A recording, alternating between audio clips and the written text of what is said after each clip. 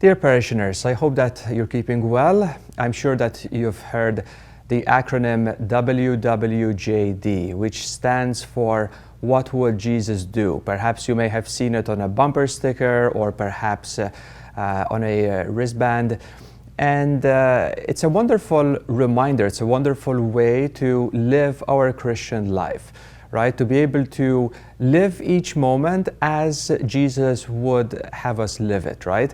And I think that the church gives us different opportunities to put this into practice. And Lent is certainly one of those moments where we get to ask ourselves in a very intentional way, what would Jesus do? And Lent gives us three very particular ways how we put that into practice. And those are prayer, fasting, and almsgiving. These are three things which Jesus himself lived throughout his life. And Lent gives us opportunities to grow in these three ways. Starting with prayer. So we have the opportunity to celebrate Mass on Sundays, on weekdays, to be able to celebrate the sacrament of reconciliation, to be reconciled with God and with the Church. And also to be able to pray through the intercession of Mary, the Rosary, or the Stations of the Cross, where we journey with the Lord himself in his sacrifice of love.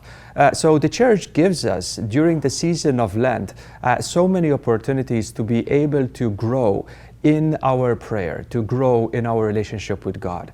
Then there is also fasting. Fasting doesn't mean that we do not do what is evil. There's no fasting in that. Fasting is when we control our food intake, our drink intake.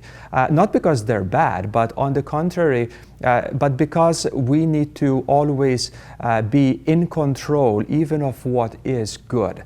And then whatever we save from that, whether it is for instance, not going out for dinner perhaps one day, the savings from that are not meant so that we can, put that money into our bank and accumulate, but it is to be used in sharing that with others, our brothers and sisters in need.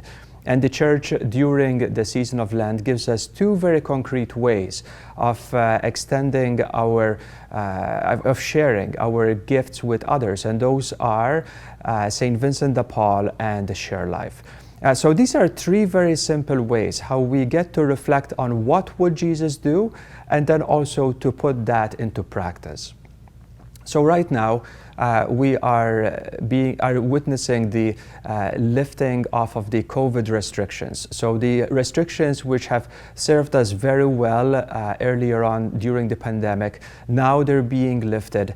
So therefore, I want to extend this very warm welcome to each and every one of you. We look forward to having you back here at church so that we can worship together as one community gathered under one roof.